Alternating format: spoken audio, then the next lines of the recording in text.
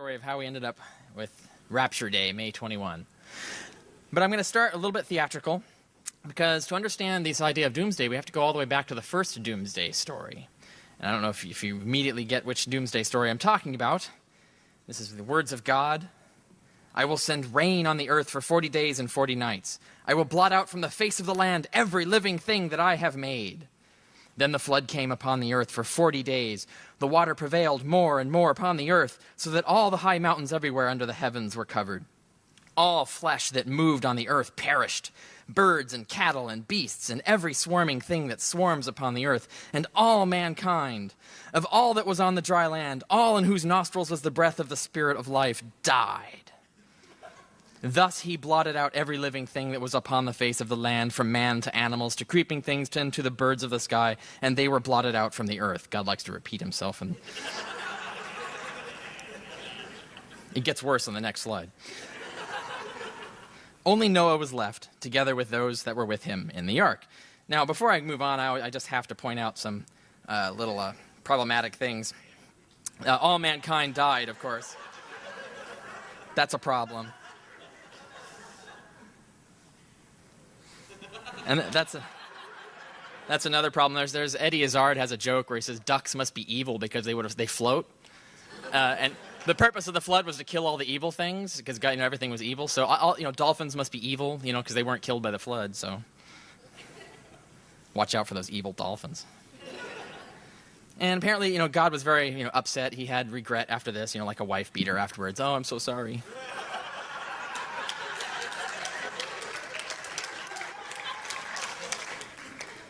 And I read again, and this is God. And I will establish my covenant with you. Never again shall all flesh be cut off by the waters of the flood, nor shall there any more be a flood to destroy the earth.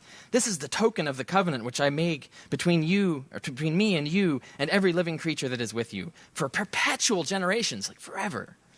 I do set my rainbow in the cloud. Isn't that nice? And it shall be a sign of the covenant between me and the earth, that when I bring a cloud over the earth, the rainbow shall be seen in the cloud, and I will remember my covenant. God needs reminders. The rainbow is God's sticky note, I guess. Don't kill men. Which is between me and you and every living creature of all flesh. And then the waters shall no more become a flood to destroy all flesh. And the rainbow shall be in the cloud. And I will look upon it, that I may remember the everlasting covenant between God and every living creature of all flesh that is upon the earth. And Noah's going, yes, we get it. God damn it. And God said unto Noah, this is the token of the covenant which I have established between me and all flesh that is upon the earth. I'll never drown you people again.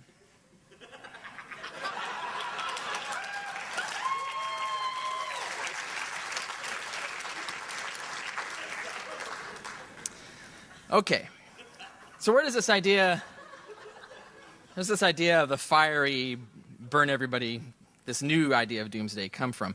Well, it starts early on, this sort of visionary, metaphorical, maybe, perhaps, thinking. And it comes very back, like Prophet Nahum, for example. Listen to this, discussion of how great God is. He'll rebuke the sea and make it dry. He'll dry up all the rivers too. Bashan and Carmel wither. The blossoms of Lebanon wither. Mountains will quake because of him, and the hills will dissolve. The earth will be upheaved by his presence, the world and all the inhabitants in it. Who can stand before his indignation? Who can endure the burning of his anger? His wrath is poured out like fire, and the rocks are broken up by him. The Lord is good.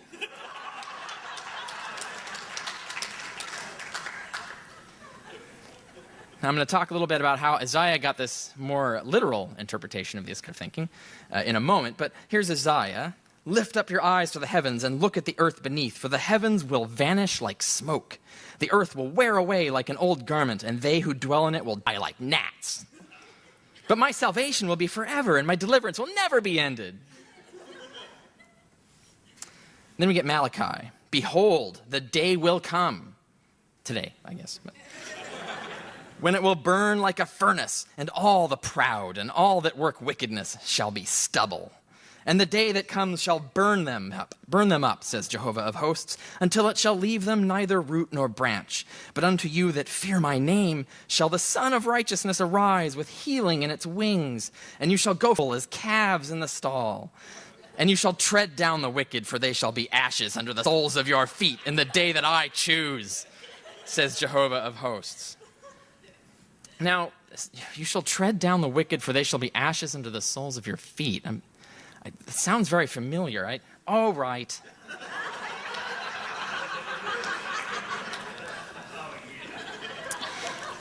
So what is with this skull-crushing fantasies? Well, there's a lot of passages in the Bible that show, and you can look at the whole book of Joshua, for example, where the Jews just come in, God has promised them this land, they come in and they just frickin' murder everybody. I mean, they kill women, children, it's genocide, essentially.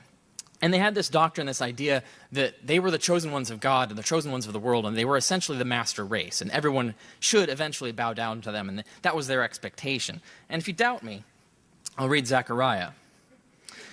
And this shall be the plague whereby Jehovah will smite all the peoples that have warred against Jerusalem. Their flesh shall rot away while they stand upon their feet, and their eyes shall rot away in their sockets, and their tongue shall rot away in their mouth.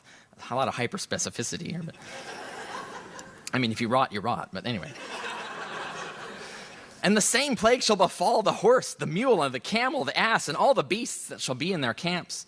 And it shall come to pass that anyone that is left of all the nations that came against Jerusalem shall go up from year to year to worship the King, Jehovah of hosts, and to keep the Feast of Tabernacles. And it shall be that whoever of all the families of the earth does not go up to Jerusalem to worship the King, Jehovah of hosts, upon them there shall be no rain. And if the family of Egypt go not up and come not, neither shall rain be not upon them. Again, God likes to repeat himself. But there'll be that plague, too, whereby Jehovah will smite the nations that go not up to keep the Feast of Tabernacles.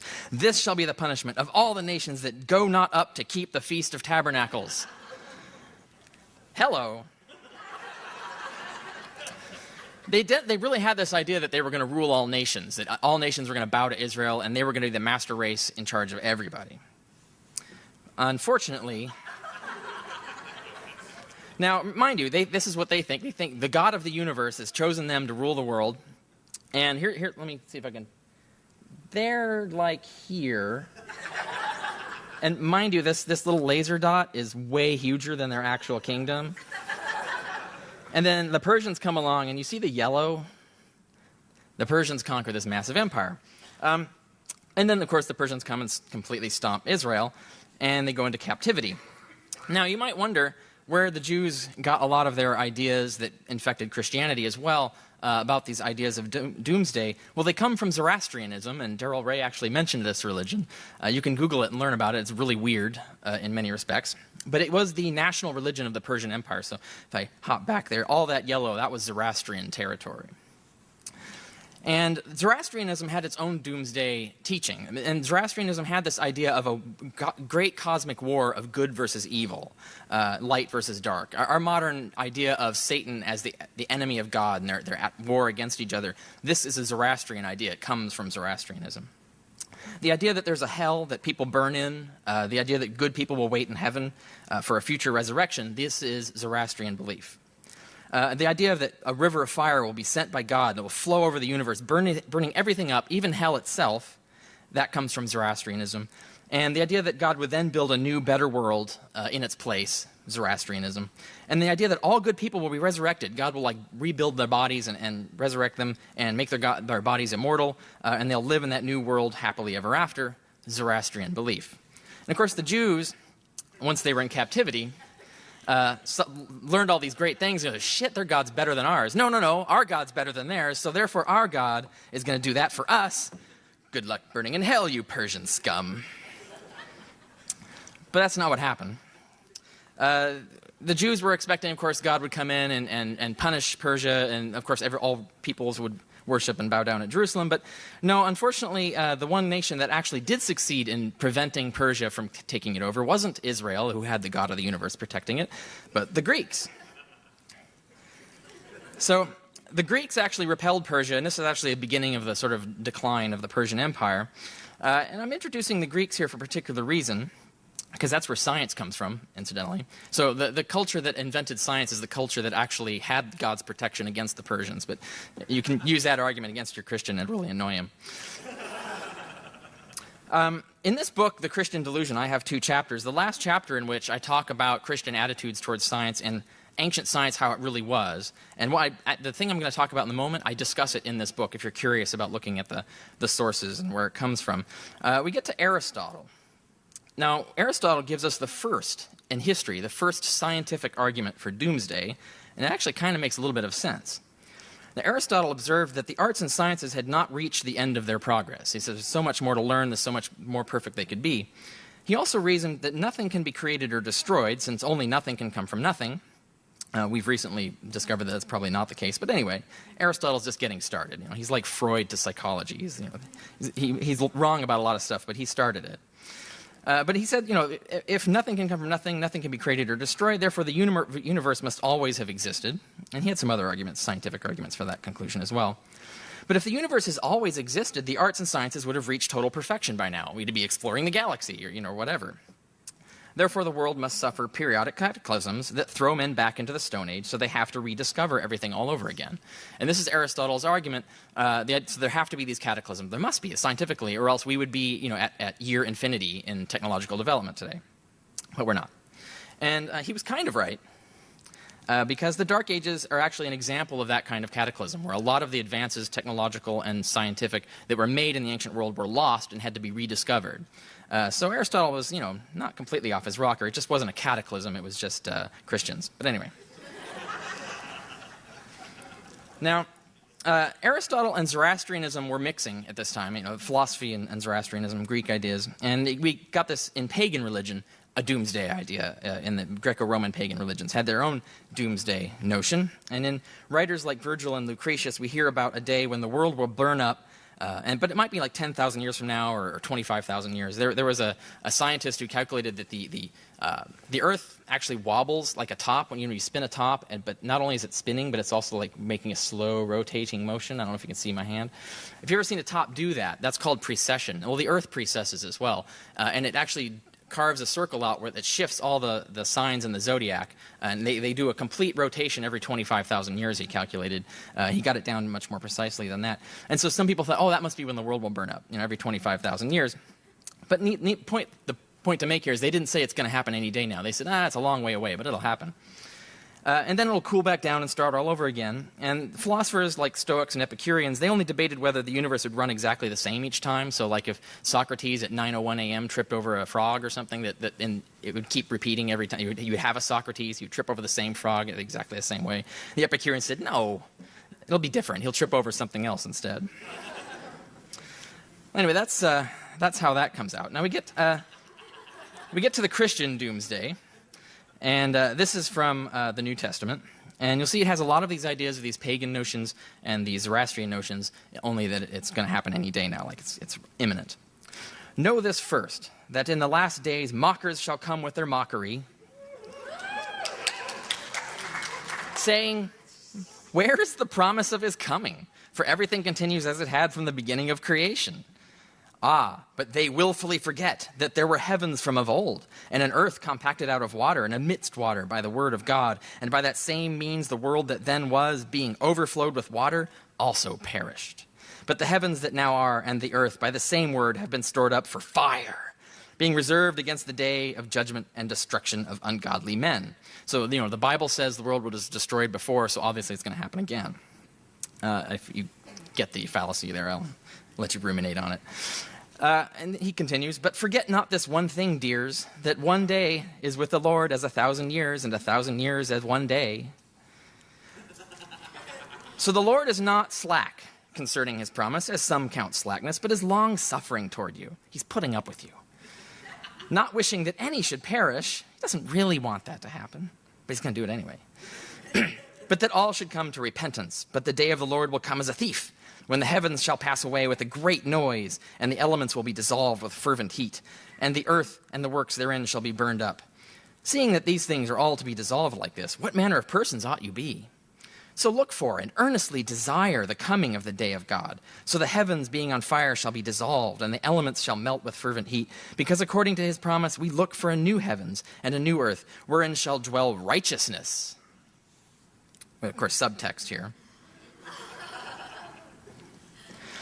Now, Jesus, of course, said, this generation shall not pass away until all these things be accomplished. And he had just himself summarized his own apocalyptic predictions, which, of course, didn't happen. But in the Christian Delusion, John Loftus has a chapter titled, Jesus was a failed apocalyptic prophet. So if you want the decisive demonstration of that, that's in that book.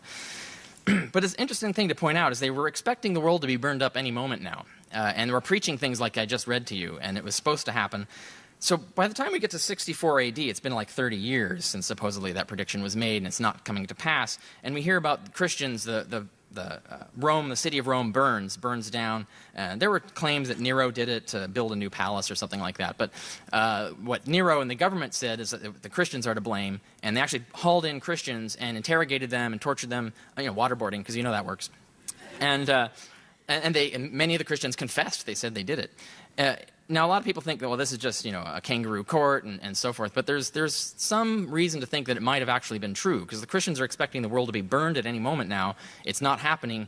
We just saw earlier demonstrations of they'll resort to violence to try and make things happen if it's not going to plan. So it's actually conceivable that Christians actually did try to set the world on fire and, of course, got caught. Or it's possible that they were preaching this stuff, and then, of course, the pagans are saying, well, they're preaching about the world's going to burn up any moment now. Look, the world's burning up, so obviously the Christians did it. Either way, you can see the plausible course of action from what happened. So it's something to think about, but, we don't have enough evidence either way. But why Christianity? I mean, I've just read stuff from the Jewish Holy Day. Wasn't the Jewish apocalypse already good enough? Why did we need Christianity? Well, the fact of the matter is, in the 1st century AD, when Christianity started, it was actually awash with a sudden Messiah fever. There's Messiah fever everywhere. Everybody's claiming to be the Messiah. And we have books like the Parables of Enoch. We have the Dead Sea Scrolls that are filled with these expectations. It's going to happen any moment now. The Christ is on his way.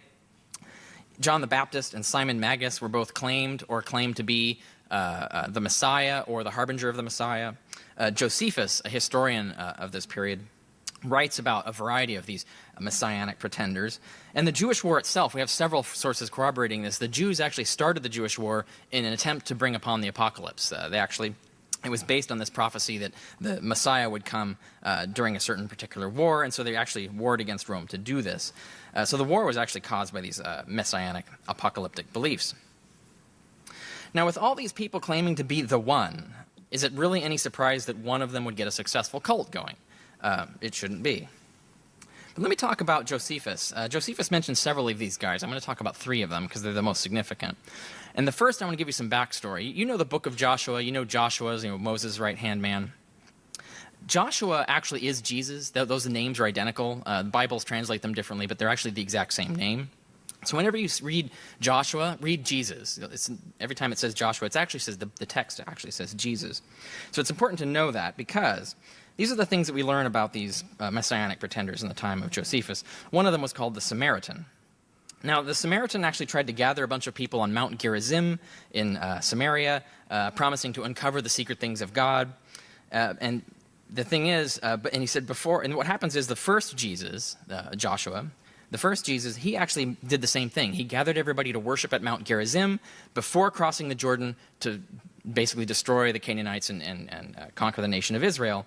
So this is actually a very messianic thing to do. It is to recreate what the first Jesus did, which happened right before conquest and reconquering the Holy Land. And so that's a politically significant statement. Now, another one was Theudas. He actually went around saying that he was going to part the Jordan, and that was how he gathered followers. And it's important to note that the first Jesus, Joshua, the first Jesus also did this. He parted the Jordan magically before crossing, again, to create the nation of Israel. So this is a apocalyptic messianic claim. And then we have the Egyptian. The Egyptian preached from the Mount of Olives, which we know the Messiah was expected to do from Old Testament prophecy.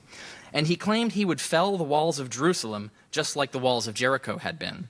Now, once again, this is what the first Jesus did in his first battle after crossing the Jordan, was drop the walls of Jericho. So again, this is a messianic claim. He's basically saying, I'm the new Jesus. Every one of these guys is saying that. I'm the new Jesus. I'm trying to recreate what the first Jesus did. I'm the next Jesus, the last Jesus. We're going to bring this stuff on. Now note, our Jesus, the New Testament Jesus, also parts the Jordan in a sense. He's baptized in it. Our Jesus also visited Mount Gerizim, and that's in John, the Gospel of John. Jesus also preached on the Mount of Olives, just as the Messiah was expected to, according to Zechariah 14. So we have a lot of parallels here. There's a lot of connections between these particular guys. Now, several of these guys did foolish things and got themselves killed by the Romans, just like our Jesus did. Yet the expectation was, and you hear this often, was that the Messiah should be a victorious super warrior, a king of kings, completely invincible. So there are two ways to look at this. Did they foolishly think God had their back, like they were going to be invincible? Or did they actually expect to get killed? Now, why would they expect to get killed? Well, we actually have a prophecy in Daniel. It is in the Old Testament. This is the scriptures of God, which actually says, point blank, the Christ shall be killed, even though there is no judgment upon him. Then the city and the sanctuary will be torn down by the ruler who will come. They will be knocked down in a cataclysm until the end, when after war wreaks havoc, there will be a systematic extermination. And it goes on to describe, basically, they're going to have the general resurrection and the new paradise will result. So we already have this clear statement that the Messiah was expected to be killed, even though he's innocent, and that this would usher in the apocalypse, the end of the world. We have other references to this. In Psalms 89:38, the Messiah, God's servant, it actually has the word Messiah there, says he'll be cast off by God and allowed to die by the hands of his enemies. So their own scriptures are predicting this thing's going to happen. Now we also have Isaiah 53, where it point blank says God's servant will be killed even though innocent. Sound familiar? And his death will atone for all the sins of Israel. And there's a lot of other passages in there talking about him bringing the gospel. If you look at Isaiah 53, it's basically a roadmap for writing the Gospels. It's basically the gospel story in miniature already. Now, a lot of Christians will say, well, no, the Christians later interpreted Isaiah 53. The Jews weren't doing this. The Jews didn't see that as messianic, but that's actually not true. The Talmud says Isaiah 53 is about the Messiah and records a rabbinical debate over whether he had indeed already died. We have a first century Targum, which is kind of like a commentary and paraphrase of the Old Testament, that actually has the word Messiah in Isaiah 53. So it actually clearly thought it was Messiah. And we have a Dead Sea Pesher, which is another kind of like a commentary. It explicitly identifies the servant of Isaiah 53 with the Messiah of Daniel 9, the Messiah who's going to die just before ushering in the apocalypse. So there's this whole nexus of documents that clearly several Jews, many Jews at this time, were looking at and believing and understanding that this new Christ, he's going to come, he's going to get killed, his death is going to atone for the sins of Israel, and then the apocalypse is going to happen. So when you look back at those guys doing those foolish things, getting themselves killed, it might not look anymore like they're expecting God will have their back. It might look like they're actually trying to get themselves killed to usher in the apocalypse. Now remember, Christ just means Messiah. And as we just saw earlier, many people in the same generation are claiming to be the new Jesus, Joshua, the new Jesus and Messiah. In other words, lots of people in this very period, in this early first century, are claiming to be the new Jesus Christ. So we've got Jesus Christs everywhere. Now, why this Isaiah 53 passage and connecting it to Daniel 9? Why is that important? Note this thing that the death of the Messiah will atone for the sins of Israel. Now, note, throughout the Old Testament, it is their sins, the sins of the Jews, for which God keeps holding back his promise. Whenever he says, I'm going to kill all your enemies and make you rulers of the world, and the prophets whine and go, why haven't you done this yet? Why haven't you done this yet? He always says, well, because you're sinners, and when you stop sinning, then I'll do it.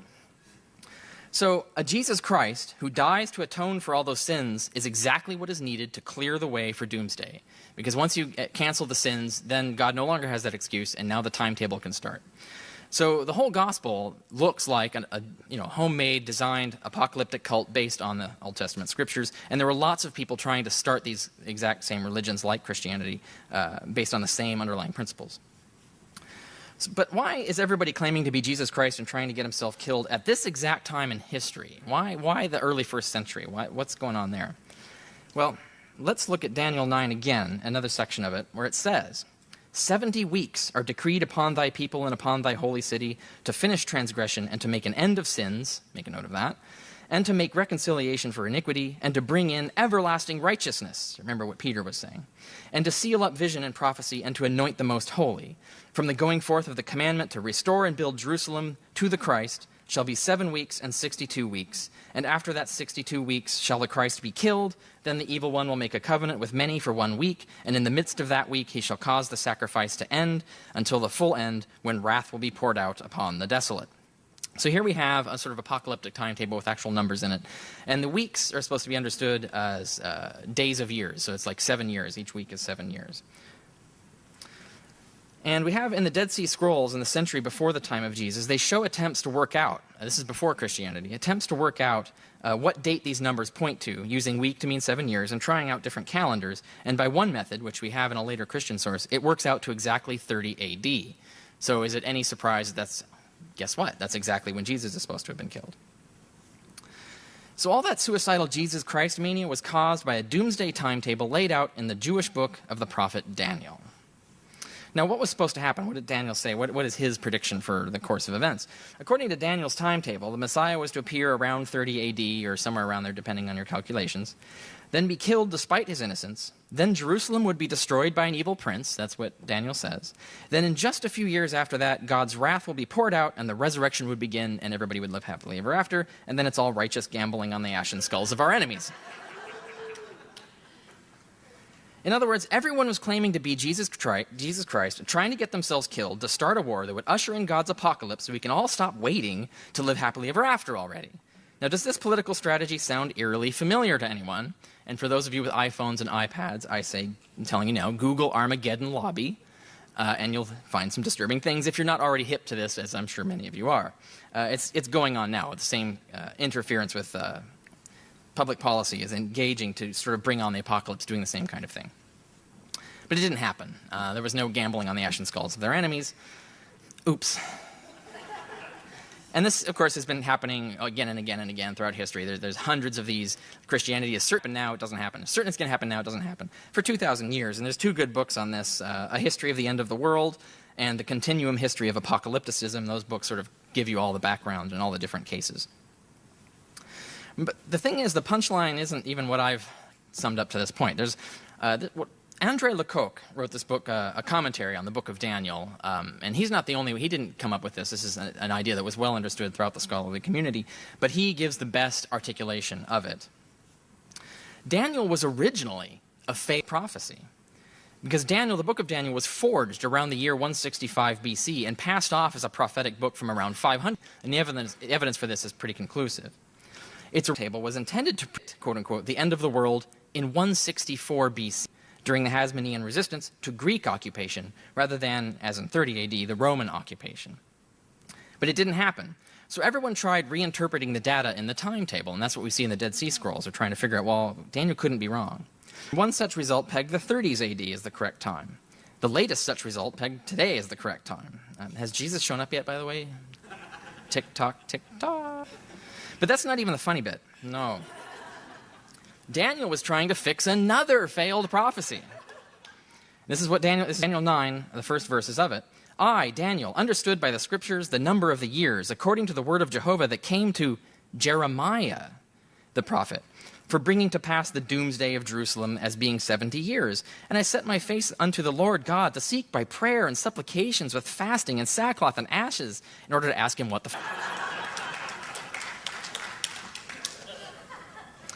This is Jeremiah's doomsday prophecy, so we're going back. Jehovah of hosts, as punishment for your sins, in other years.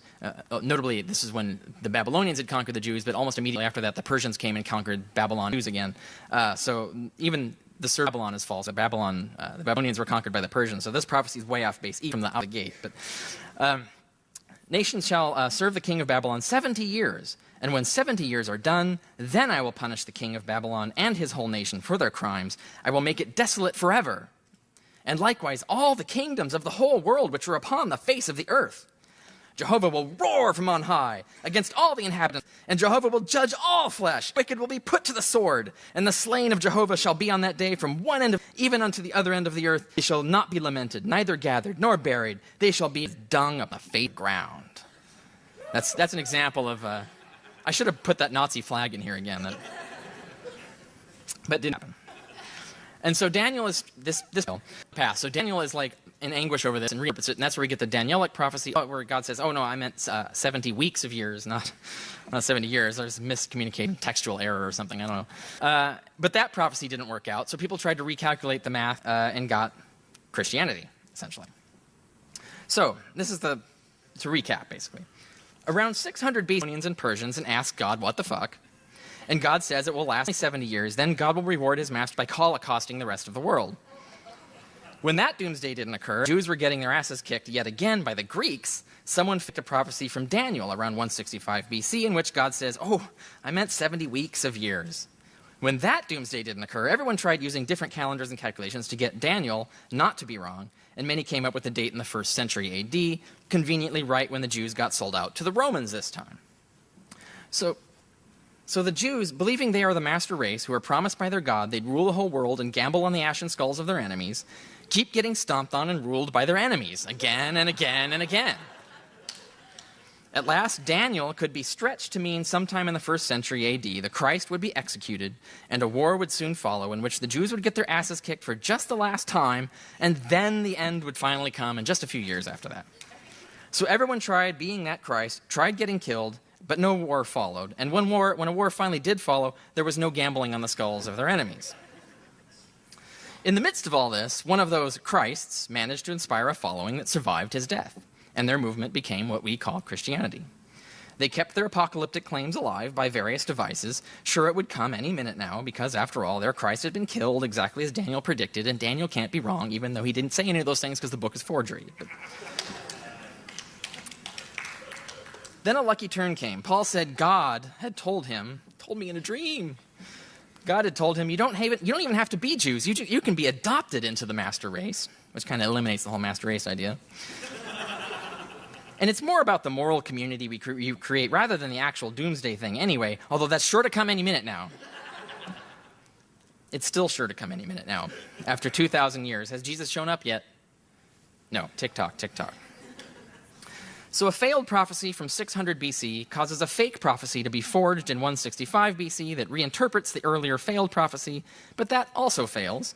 So people try recalculating from that fake prophecy, which failed also, and get dates in the 1st century, which leads to a fad of Jesus Christs everywhere trying to get killed, which causes Christianity.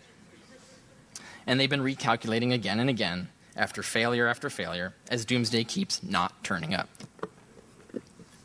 For 2,000 years, and still going. This could well be the longest-running delusion in history, spanning over 2,500 years, despite being decisively refuted hundreds of times. I want to emphasize that. So do you think it will finally happen this time? I mean, Jesus Christ. So what's the cure? What do we do? Well, I have a solution for that.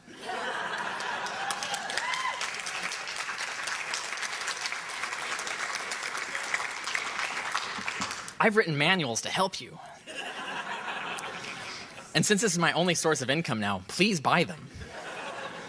No, really, I would really appreciate it a lot. I can't make a living at this, but I can at least justify my life to my wife, you know. I'm bringing in some money.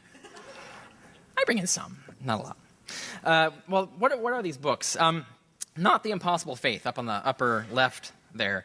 That book is, again, about the origins of Christianity, and you'll hear more about this, how Isaiah 53 predicts, basically everything in the gospel, and various other aspects of the ancient world. But each chapter in that can be used as a way to defeat an argument that you will hear often. One of them is, for example, the Christians would never make up a story about women being witnesses to the empty tomb because no one trusted the testimony of women back then, which is completely false. And if you want to see the proof that it's false, with all the citations and all the evidence and all the scholarship, I have a chapter for you in that. And there's 18 chapters in all, so it's a good little manual. When you run into these arguments, you can actually go in there. But also at the same time, I'm completely trashing this Christian apologist who's a complete idiot. And so it's a lot of fun as well. So you get entertained as well as informed. And then the Christian delusion on the lower left, I have 2 chapters in that, but there are many chapters in it, and it's really awesome. One of my favorites is by Hector Avalos, where he proves that the Nazi platform, the entire plan of the Nazis, actually is point by point by point Martin Luther's plan, not Darwin's. You can't find any of those points in Darwin. So when you hear this idea that Darwinism caused the Nazi Holocaust, no, it was Protestantism, sorry. And it's so brilliant. You can't argue against it. It's worth getting. But all the chapters in this are awesome. And they're actual case studies that you can use. You can use them to argue against Christians. It reminds me of the Back in Black bit on The Daily Show. Where I saw one of his comedy routines. And he says he carries a fossil around in his pocket, so whenever he runs into a creationist spewing his stuff, he pulls it out and he goes, "Fossil!" Well, that's what you can do with Christian delusion. There's lots of interesting chapters in there on that. But on the other side of things, on the other side of the screen, on sense and goodness without God, that's a different take. That's actually what you should believe. It's, instead of attacking religion, it's a complete worldview for like what I think atheists should believe, or at least the start of it. Even if you want to fix it or improve it, this is the place to start and work it out. So I have a complete philosophy of life there, which is, I think, the correct way to go. And of course, there's no apocalyptic gods in it, needless to say. And the book underneath, Why I'm Not a Christian, that just came out recently. In that, I basically show in a really thin volume why the book on top makes a lot more sense of the world than Christianity does, and it does it in a really quick, short way. So I'm sure maybe at least one or two of these will be of interest to you. And also, you could, just to give you, a real shameless plug here, you could buy more and like give them to libraries and to Christian friends and stuff. Okay, I'll stop being shameless. So anyway. Okay. Oh, I'm astonished. Okay, that's excellent. Its sequel, by the way, is coming out in July, The End of Christianity, and it is a decisive killer punch, I think. But anyway, you can look for that. Okay, I'm done. So, thank you.